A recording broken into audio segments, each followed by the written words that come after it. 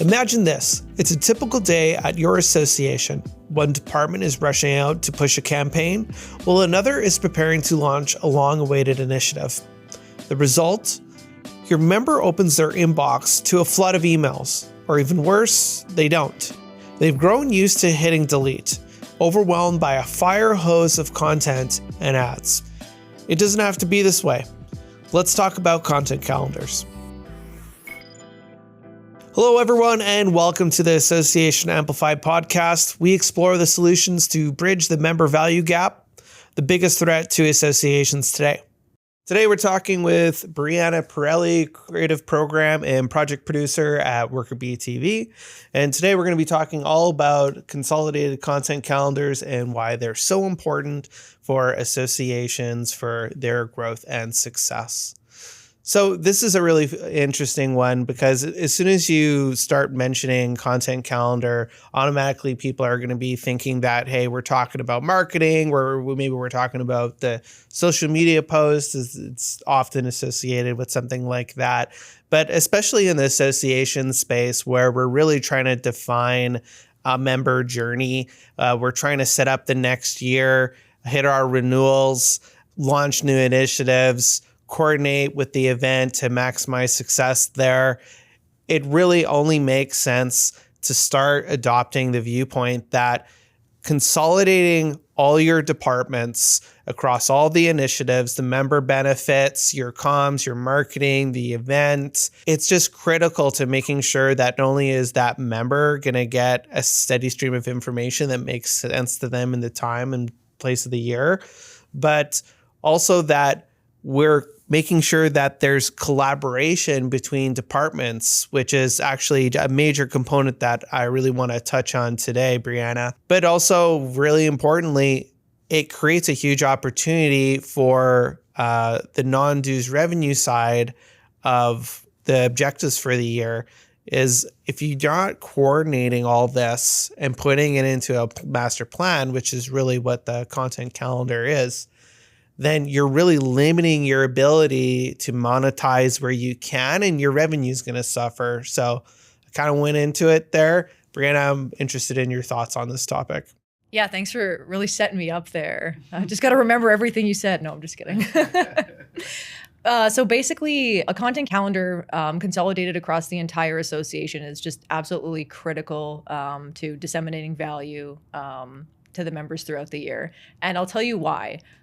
So I want to set up as an example, what's the opposite of a consolidated content calendar? And then we're looking at how associations kind of typically operate, which is in a siloed fashion for each department.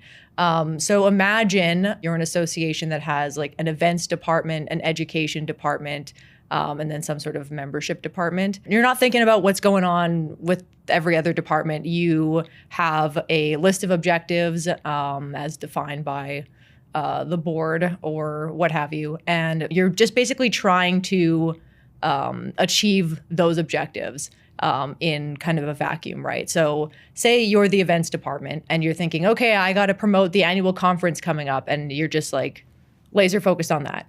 And then you're the membership department and you're like, oh, we got to like do some testimonial videos like around the time when it's time for the membership to renew, to remind people to renew. And then say you're the education department and your big objective is you've just released a benchmarking report and you want to sell it, right? Maybe like it's a member benefit in the fact that it's cheaper for members or something, but you want to promote purchases and downloads of that report. So none of the departments are communicating with each other. They're each working toward their respective goals. And then this is what the experience looks like from the perspective of the member. So they each complete the project on their own timeline. They're like, nice, the video turned out just the way I wanted it to turn out.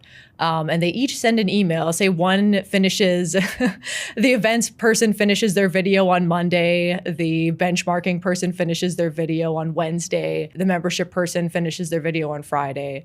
And then they're like, nice. So then that week, the member gets like an ad, like 3 ads in 1 week.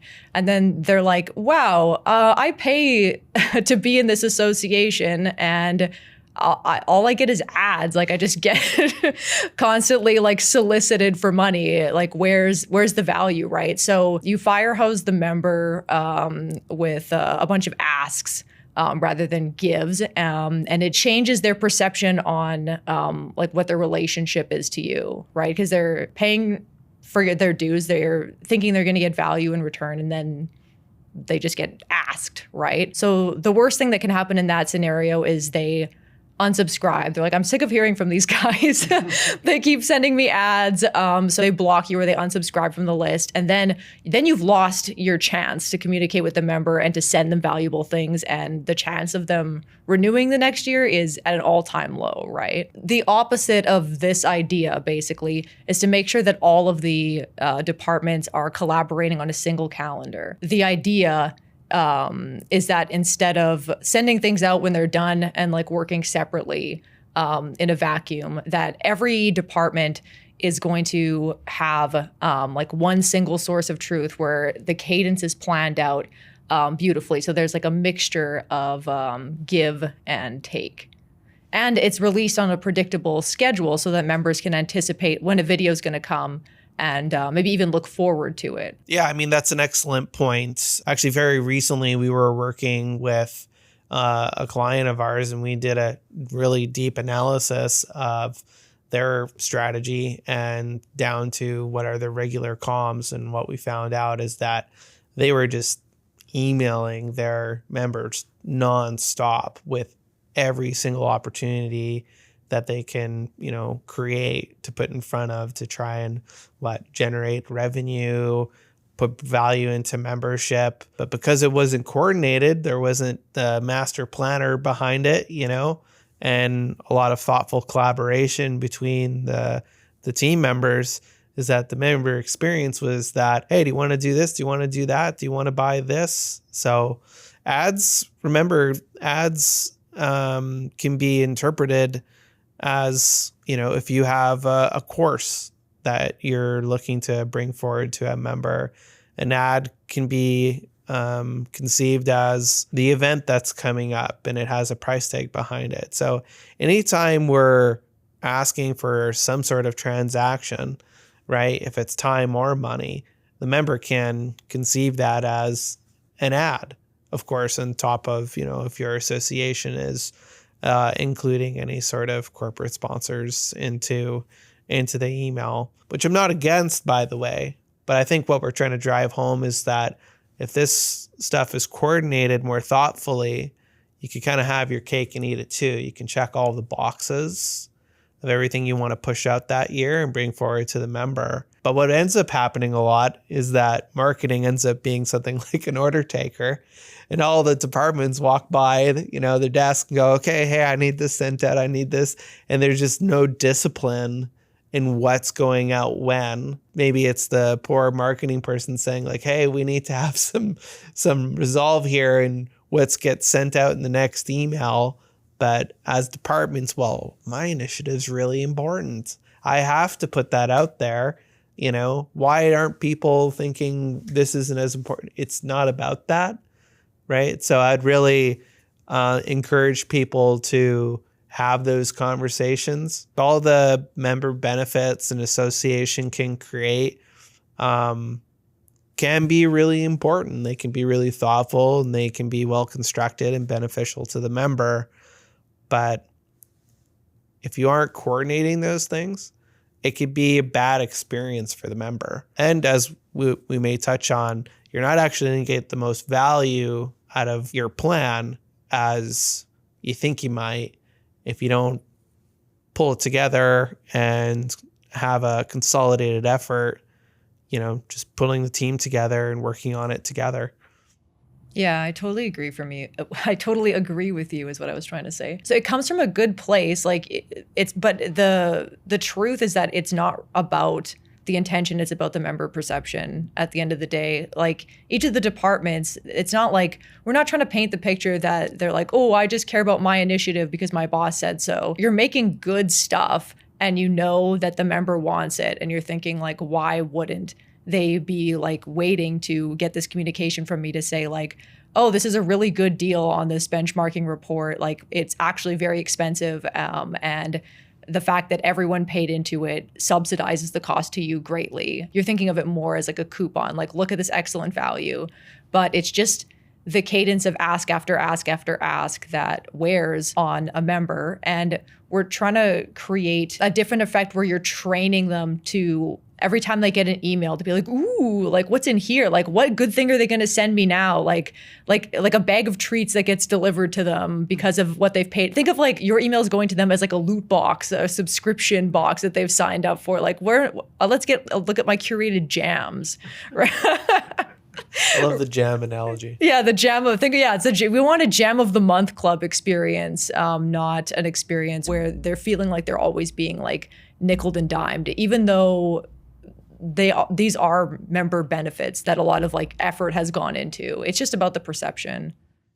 Yeah, for sure. Again, it's easy to be caught up in the day-to-day and all the individual departments, initiatives, and priorities that can be directives, given directly down from above. But there's an opportunity there where we can think more strategically across our departments, right? And that has to start with leadership, right? So on the back of that, what would you say would be the advantage when departments are actually collaborating instead of working in these silos that we mentioned? Oh, there's multiple advantages. So I guess the first one is you're able to pool your budget and resources from all the departments into kind of one big pool, and you're able to raise all ships. And you might be thinking like, no, my budget, mine. But it really is better when you share. Another point is that when you work in silos, unfortunately, each association department will kind of develop their own tone and their own brand package. Even sometimes the visuals are even different if they're doing a video for their releases. And from the perspective of the member, it seems like 4 different people are communicating to them, whereas the voice of the association should be like a friend, right? Like you should like hear that voice and be like, that's association for you. They always talk like that. Their videos always look like this, like not in a boring sense, but just like in a sense of like, who the association is, and having departments work separately on that. Like they might start like, say like Marcom comes in and they're like, this is what we do. This is our brand package. This is how we talk. And they set the expectation. But the longer you're siloed, it'll slowly drift away from like what has been established. But if you're coming together, you can continue to like establish those communication norms and expectations among the group. Not treating this as a plan that you're piecing together and having that collaboration, it can just end up being something like patchwork, right? And you lose that consistency in the message. And I mean, you also lose the ability to really coordinate, again, like that member experience. Another advantage that you'll have if you're collaborating on a multi-departmental calendar as opposed to your own siloed initiative is that each release can be made to work toward multiple association goals or multi-department goals, like rather than one. So imagine you're the events department.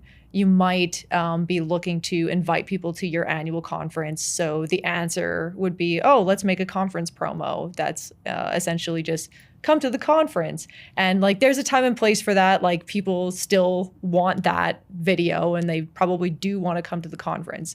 But that's a missed opportunity to deliver on more goals.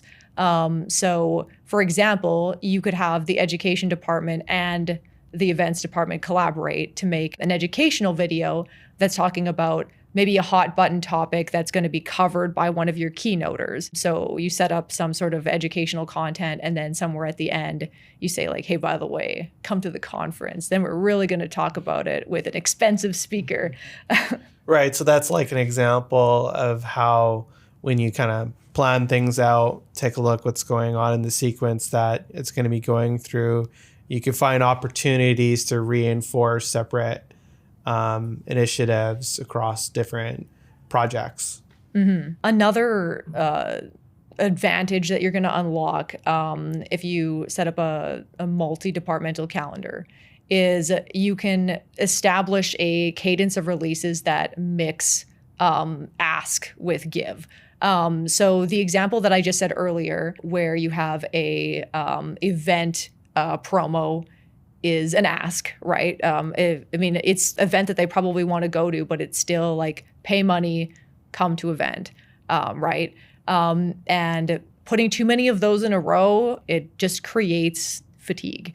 And we want to train the member to feel as though your emails are like a bag of goodies. Like every time they get an email from you, they're going to be, ooh, what's in here? Like there's something that I've paid for value, and it's coming to me on a regular basis, and I'm like excited to open it. If you're able to plan out, okay, here's all the initiatives we need to achieve, and some of them are gives and some of them are asks, you're able to organize them in such a way where it doesn't create any pockets of time where they're getting kind of blasted with asks. Yeah.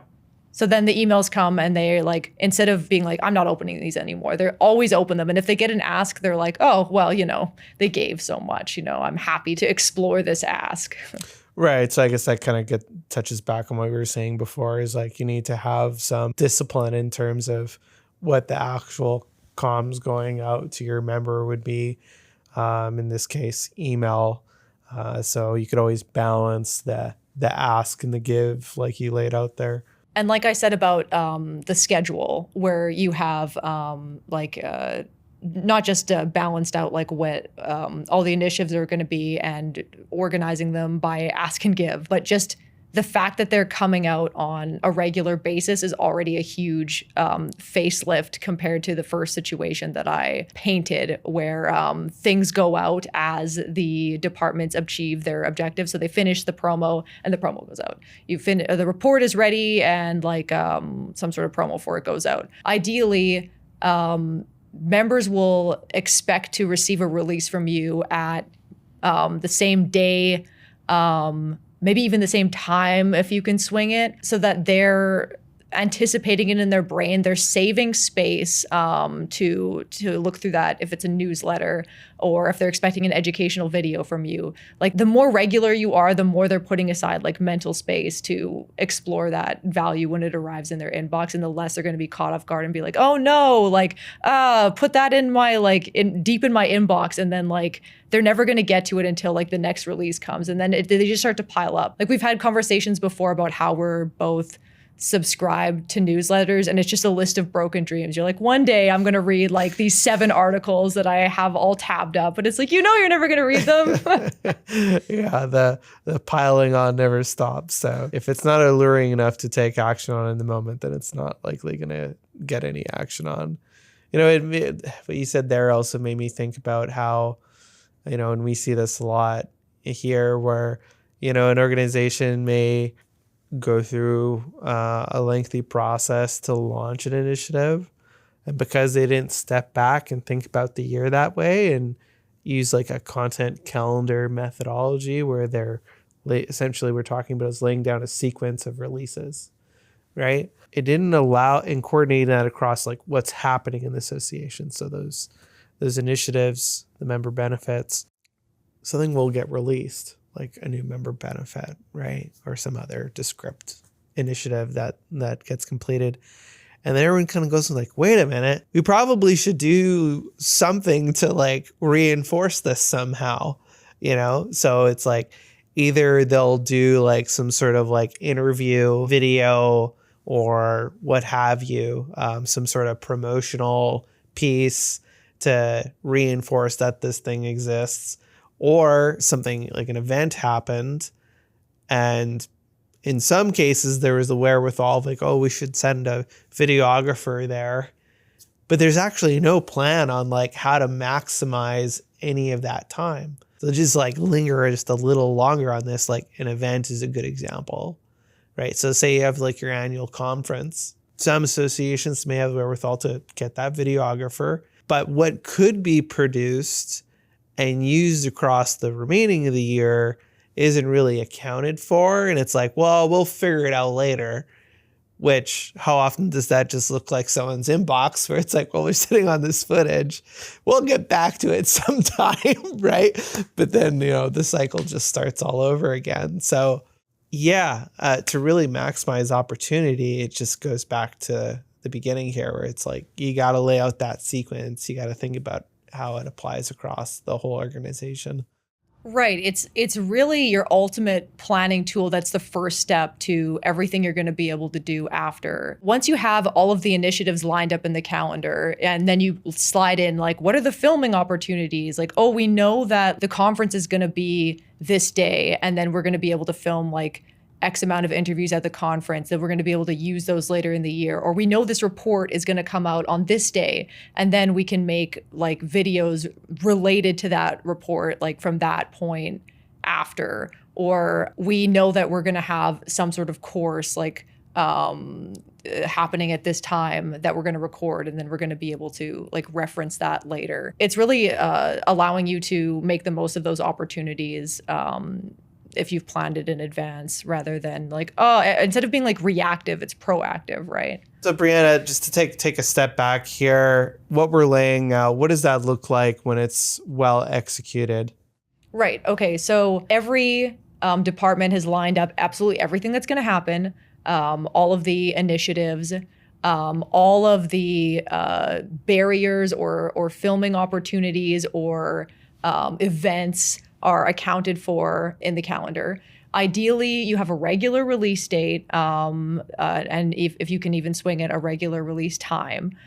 So like every Friday or whatever, like the newsletter comes out, and like whatever the initiative du jour has like prominent placement like within that communication.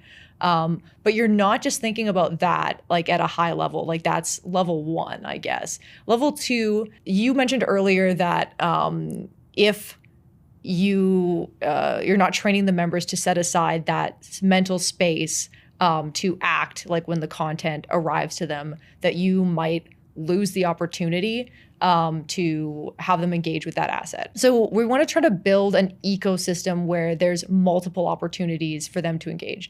I feel like every association has this like beautiful idea of like what the ideal member is, where everything that you've sent them, they've seen, like they're waiting at their computer, and like the release come and it's just beamed into their eyes, right? Love the metaphor. Yeah, everything you put up on the website, they've seen, like they visit the website on a regular basis, like that's such a beautiful idea. But the reality is everyone's really busy, and yeah, you can train them all you want to try to like reserve space for when communications come to interact with whatever that content is. But more realistically, you want to create an ecosystem of content that links every piece of content to every other piece of content. So say you'll send out a release on the Friday. In the email communications. And then maybe you'll say like, let's revisit this on social media and say like, oh, we've cut it down to like a smaller asset that promotes the large asset. Then maybe like the next week, there's a blog that's like, hey, like approaching whatever the topic was from a different angle and saying like, oh, have you seen we made a video on that? And that like gives multiple entry points to that same video. And then it's more likely that the content that you've invested so many resources in to create that value for the member, that the member's actually going to interact with it. Yeah, this is like a pretty standard marketing and comms mistake, which actually in the association space ends up affecting multiple departments because either their own self-action or just a lack of collaboration. But I mean, the hot tip here is like, you don't just release something, put it out to the world and let it be. The big message that we give here is that your content, which remember, content isn't just a pretty video, but content is really everything that the member is receiving on their end, or the prospective member. But all this content, or a good portion of it, anything of value essentially, should be reinforced with additional pieces of content, right? Because you really need to set things up for success. You can't just put it out into the world and have this I made it so they will come mentality. A great example of this would be if your association has a podcast, right? And you're treating that as, well, this is going to increase our awareness in our industry. It can be a top of a funnel initiative to expose people to our organization. And that's how we're going to treat this side of our priorities to bring in prospective members. We got to increase our brand awareness here, right? But if you're just putting up the podcast and you're not doing anything else with it to help promote it, are you really doing your due diligence to try and set up your little baby, to be successful in the world? Baby being the podcast, this metaphor. So taking the approach that you mentioned is really important, to just really double down on what you're doing and making sure that you're getting the most out of the time that you're spending. Mm-hmm. I'm going to be devil's advocate because I feel like we did a lot of fear mongering. Well, we being me, where I said, oh, you don't want to fire hose the member with like all these communications, like don't over communicate and all of that. But you also can't assume that they've interacted with every piece of content that you've made for them. Once you've set up that calendar that has all of the potential releases and all of the days are going to go out, all of a sudden you're actually looking at a treasure chest of inventory, if you will. Now every single one of these planned releases can become a saleable asset to your sponsorship base. And that's really important because when you come to sponsors, we've noticed over time with like a blank slate, like, would you like to spend money? What would you like to make? Oftentimes they're like, I have no idea what I want to make. Like, isn't there a lanyard I can buy? or something like that's lower value like that. So giving them a jumping off point to say like, oh, we're talking about hot button topic, which is say like emerging technology, future trends or whatever. They might be like, oh, that's something I know something about. And actually I have this like new gadget or whatever that's like going to impact like this and that way. And I can add my own spin that like adds more value on like this topic that you were hoping to cover. So it gives them like a jumping off point of ideas.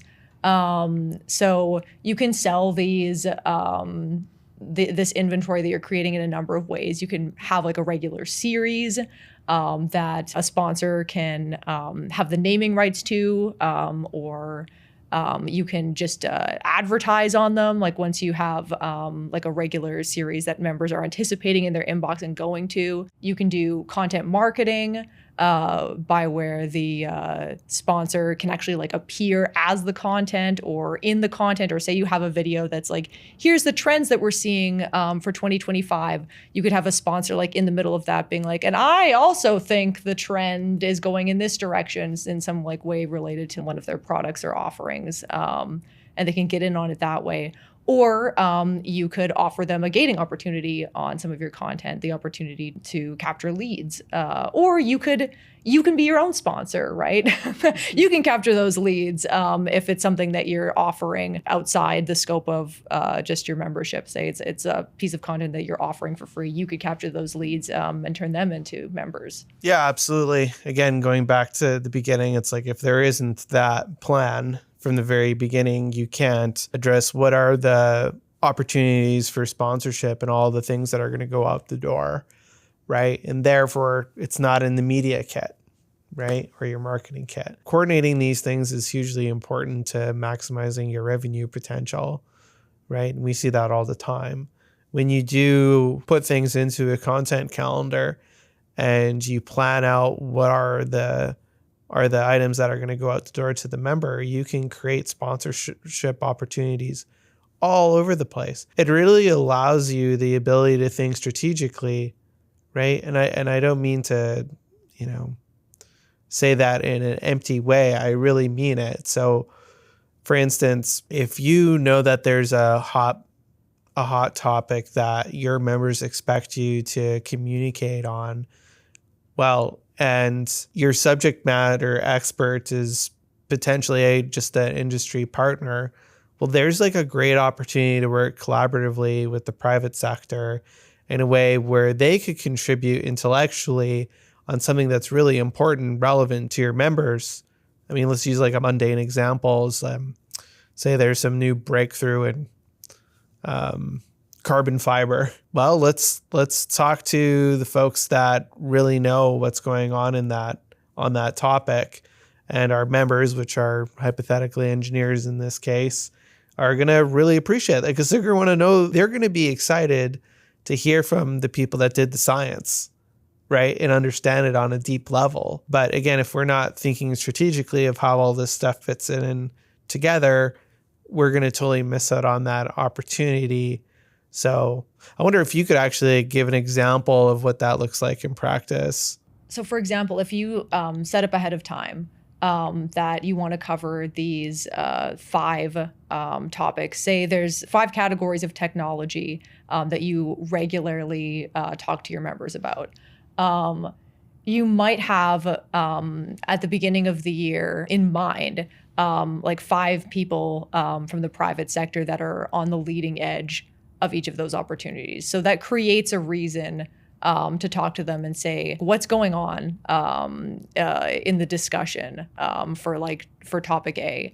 And you'll end up with a situation where they're paying you to provide content to the member that's better than the content that you would have been able to make without them. Because, unfortunately, like oftentimes the private sector is, who's leading the science and technology development. That's, core to your association. Yeah, I mean, it shouldn't be a surprise to anyone that in a professional association, a lot of innovation is going to be happening out in the marketplace, right? Sometimes innovation is happening within your association, definitely. Sometimes those innovators are your association members. So the thing to just think about it more clearly is like, there's opportunities to take advantage of your members as subject matter experts. It's your job in association to make sure that all subject matter experts are vetted and trustworthy. And that's actually the biggest opportunity in some ways today, is being the authority and creating an experience where every person really in today's age of incredible amounts of information is just like, make this easy for me, because I don't want to be my own fact checker, if you will, because it's just, there's so much information. It's so much work to get to the bottom of this and that and the other thing. But again, going back to it, you're going to have subject matter experts that are your members, or you're going to have subject matter experts that are from the private sector, and those are revenue opportunities. And if you don't have a content calendar and you're thinking about, our members have these 6 things and we know they're important to them, and we know that we need to facilitate the conversation somehow, because if we don't, the conversation is going to happen outside of these walls, which are we really providing value at that point if we're not contributing to these conversations? With that in mind, come up with a format on how you're going to facilitate that conversation. Maybe it's live, maybe it's on demand. Live being like a webinar or some sort of online show that you produce. On demand could be your podcast. It can be some sort of video series that you produce. Articles, which are less dynamic, but just as another option. But then you're able to parse out those different opportunities. And we've seen that really well executed. And they end up being some of the highest points of engagement for a member, because going back to what you're saying, you can create that predictable cadence of something that's valuable, and you've really trained the member what to expect, and you focused on things that are relevant to them. And frankly, they don't care if it's you made some revenue off of it or not, as long as the content itself is relevant and valuable to them. So going back to the original question, how does it impact revenue? I mean, it's a huge opportunity to find those opportunities to generate revenue. And, we've seen associations generate hundreds of thousands of dollars just by taking this effort into place, which if you're someone that's really looking to improve the revenue of your organization today, I mean, that would be the number one thing I'd take away from this. Don't let the word content calendar, think like, oh, I'm going to dictate to my marketing person. Or if you're a marketing person, don't think about it as narrow as something as this is what's going to go out in the social media calendar. We're really talking about a larger opportunity than that. Even if you aren't looking to net a bunch of revenue, just the idea that you could invest that back into the calendar. If you're saying, oh, our association members are expecting value from us year round, and oh, we only have enough money to produce like 5 or 6 releases, like that does not a calendar make, right? Yeah. We shouldn't overlook the value ever of the sponsored content, and funneling those private sector voices through the lens of the association is so incredibly valuable. Like if they were to go to each individual vendor and listen to them produce sponsored content, that's like limiting the discussion. Like it's not directed to them in the way that it like serves their particular needs. It doesn't have the benefit of your association like playing the editorial cop per se to be sure that like that they're sticking to like guidelines and they're not just like pushing their own brand message. And it just brings together like all of those perspectives in one place, so they don't have to hunt all over the internet to hear from private sector people that are on the cutting edge of whatever it is that they're doing. They're having it all come to them and having it all be vetted by you. And that's super valuable for the sponsor. It depends how you want to set up what your relationship is to the membership, like you and your relationship to the sponsor. But to some degree, you're being endorsed, right? So they're saying like the association thought that I was legit enough to be shown on their website, and that's worth something, right? Because you're supposed to be the arbiter of truth for your space, and you allowed sponsor to be seen like among your content, right? It's just so valuable for everyone, valuable for you because you get that content. You can build up this huge release schedule where members are just having value, just like constantly coming to them. And then the sponsor gets all of those benefits that I mentioned earlier. Yeah, and I'll just linger. I know we've been here a while, but I just to linger like a second longer is that, you know, some reactions I've seen to this is you have one type of person goes like, well, I don't know if my members want that, which is, to be honest, comical to me, because it's like, do your members don't want vetted or at least trusted information from you? At the end of the day, what is the point of being part of an association if not to get information? And I know there's other reasons to be joining an association, but if you really break down everything that's involved in community, advocacy, education, like just think about it. It's information, and your members, if they're corporate or professional, they're going to value useful, relevant information. So yes, they will want that, right? And as far as you being able to create something that's attractive to sponsors, I've said it before here on this show, and I'll say it again, is that associations are in a very advantageous position where they really have a target audience that's very specific. They're able to deliver a targeted audience, which is a premium opportunity for any company. The real trick is am I gonna actually get to my audience? And is what's quote unquote my audience by the person facilitating it, are they actually quality? Meaning, like, is there a bunch of unrelevant deliveries of my message, essentially? Right? Like it's not just getting the message out there, it's how targeted your message is. And then you have the association going, 100% of my members are X, Y, and Z. So in my opinion, that really comes at a premium. The premium of your brand being the authority, which is a benefit to the company, but then who's this going out to? Right? If it's advertising, if it's sponsorship, if it's content marketing, it's a huge opportunity to get really targeted with that buy. So any company should be taking a serious look at incorporating their spend with associations for sure. Yeah, every dollar they spend with you is like, you can't overlook your competitive advantage. It's just exponentially more valuable to dollars that they spend elsewhere, right? Because in one example, elsewhere, they're just blasting into a void, right? And like they're hoping that they can use AdSense or whatever to get some sort of targeting. Like say you're an association of woodworkers and the sponsor is like nail guy. We're nail guy. So they might like go on Facebook and be like, who's like looked at nails, or you could talk to like 100 people who are actively like, yes, we're woodworker guys. We're actively looking for nails, like it's just night and day, right? So if an association wants to start on a content calendar, what should they do? Okay, so the first thing you want to do is think about what's going to be kind of your big 1 or 2 goals this year. So set the KPI for the entire calendar, or if you like aspiration or if you like manifestation language, set your intention for the calendar. Try to make it a SMART goal, so specific, measurable, achievable, relevant, and time-based. So if you're an association, probably the big goal, the big KPI might be retention. It could be revenue.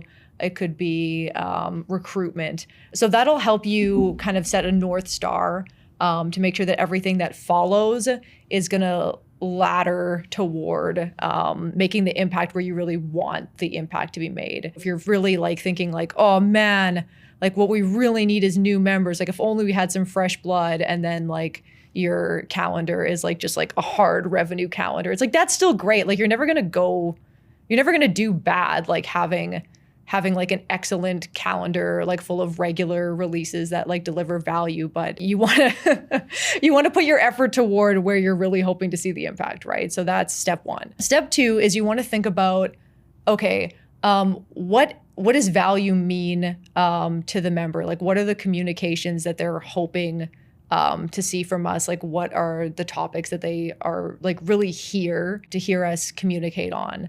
You want to make sure that those topics are going to be represented in the calendar, and think about like, okay, how is that going to come into play? Like, do we have research that could support that? Do we, like we said before, have like a potential sponsor or like somebody in the profit sector that like could contribute to that conversation? Think about what you already have that you could potentially repurpose. Like, oh, do we already have like a report that has all of this information in it that could contribute to that? What resources do we have that could deliver on all of these goals? And then once you have it all mapped out, like how when each release is going to come out, when all the contingencies are, like what all the resources that you're going to use to get there, then just action it.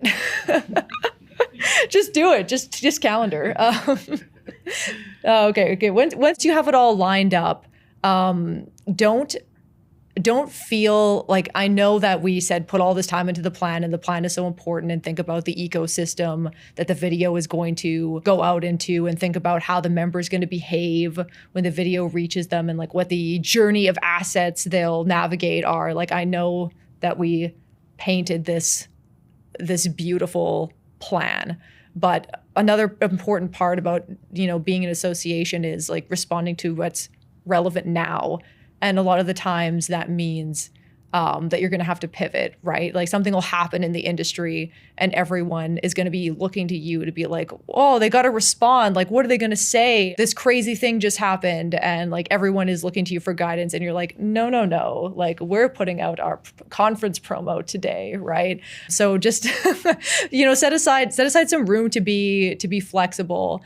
And also, make sure that you're tracking the kind of views that you're getting on all of the content you put out, so you can pivot if it turns out that members are resonating with a particular format, or they're not paying as much attention to topics that you thought were going to be a big hit for some reason, that you're able to pivot. Yeah, I mean, obviously a responsibility of any association is an association that's going to be able to react what's going on in the world, and that's inevitably going to happen. That's not going to stop anytime in the future. So you don't have to have a content calendar that is packed to the gills where, if one piece gets moved around, it's going to come apart at the seams. You want to have a certain amount of flexibility to make sure you can pull it off. So I think that's great advice. On that note, I think that's probably a good place for us to wrap up for for the show today. So Brianna, what do you think are the main things that people should walk away from this podcast and perhaps share with their colleagues? Yeah, I know that a consolidated content calendar across all departments like seems like a big administrative load. It has like kind of a homework vibe to it. But it's the starting point that's just going to unlock like a world of value for the member and for you in terms of your ability to potentially monetize the calendar. It's just like, I guess it's the genesis point on which like everything else you build becomes possible, where you can create a world where members are hearing from you on a regular basis. Every time they open an email from you, they're setting aside time to interact with what's in there. They're excited to receive it, and they're just getting the general feeling that their dues are going toward receiving value from you on a regular basis. Well said. Well, thanks, Brianna, for all the information today. I think this will be beneficial to the folks out there that are trying to take a more strategic approach to their planning for the year as we step into 2025. So again, thanks so much for being on the podcast. Thanks for having me. Thanks for spending time with us on Association Amplified. We're here to help your association thrive. So if today's episode sparked any ideas or questions, head over to workerbee.tv to dive deeper. Until next time, take care and keep inspiring your members.